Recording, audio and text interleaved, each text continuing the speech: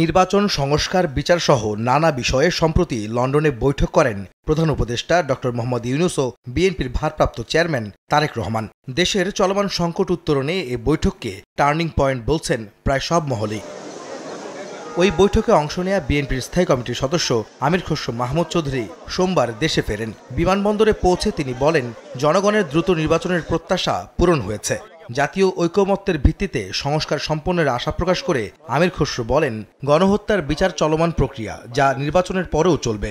বাংলাদেশের মানুষের রোজার আগে নির্বাচনের যে প্রত্যাশা ছিল সেটা পূরণ হয়েছে আমি মনে করি। সংস্কারের বিষয়টা ঐকমত্যের বিষয়, সুতরাং ঐকমত হইতে এটা যে 1-1.5 মাসের বেশি সময় লাগার কোনো কারণ নেই। আর বিচার তো চলমান প্রক্রিয়া, বিচার তো করবে বিচার বিভাগ।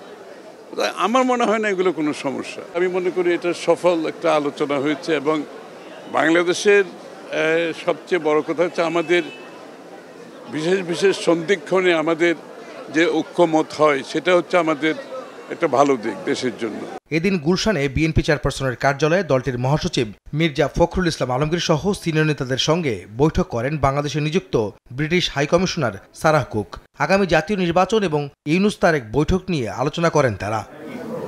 পরে ব্রিফিংয়ে বিএনপির স্থায়ী কমিটির সদস্য ডক্টর মঈন খান বলেন, নির্বাচনের সময়সীমা নির্ধারণের পর দেশের পরিবেশ উন্নত হওয়ায় মানুষ ভোট দিতে আগ্রহী। বাংলাদেশের মানুষের কাছে কিন্তু ভোটের দিনটি এরকম একটি উৎসবের দিন। তারা উন্মুখ হয়ে আছে কখন ভোট দেবে, কখন তাদের যে মৌলিক অধিকার তারা সেটা প্রয়োগ করবে এবং তাদের সত্যিকার যে প্রতিনিধি তাদেরকে নির্বাচিত করবে। এদিকে জাতীয় প্রেস ক্লাবে নাগরিক ঐক্য আয়োজিত আলোচনায় বিএনপির স্থায়ী কমিটির আরেক সদস্য সালাউদ্দিন আহমদ বলেন, ফেব্রুয়ারির প্রথমার্ধে ভোটের সিদ্ধান্ত এখন দ্রুত বাস্তবায়ন করতে হবে সরকারকে। লন্ডনের বৈঠকে বর্তমান সরকারের দায়মুক্তি নিয়ে কোনো আলোচনা না হলেও সরকারের কার্যক্রমকে নির্বাচিত সংসদ অনুমোদন দেবে। কারো দায়মুক্তির বিষয়ে আমাদের কোনো আলোচনার প্রসঙ্গ ছিল না। কনস্টিটিউশনালি আপনাদের এই সরকারের রেটিফিকেশন লাগবে ইন দ্য নেক্সট পার্লামেন্ট, এটাও আপনারা মাথায় রাখবেন। এবং রেটিফিকেশন লাগলে এই লেজিটিমেসি কিভাবে দেয়া হবে, কোন জায়গায় দেয়া হবে, সেটাও আমরা বিবেচনা করব। লন্ডনের আলোচনার সূত্র ধরে যে সিদ্ধান্তটা হয়েছে সেটা খুব শিগগির ইলেকশন কমিশনে যথাযথ প্রক্রিয়ায় কমিউনিকেট করবেন বলে আশা করি।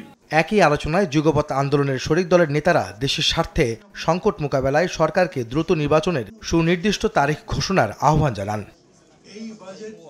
আহমেদ সালেহীন, সময় সংবাদ, ঢাকা।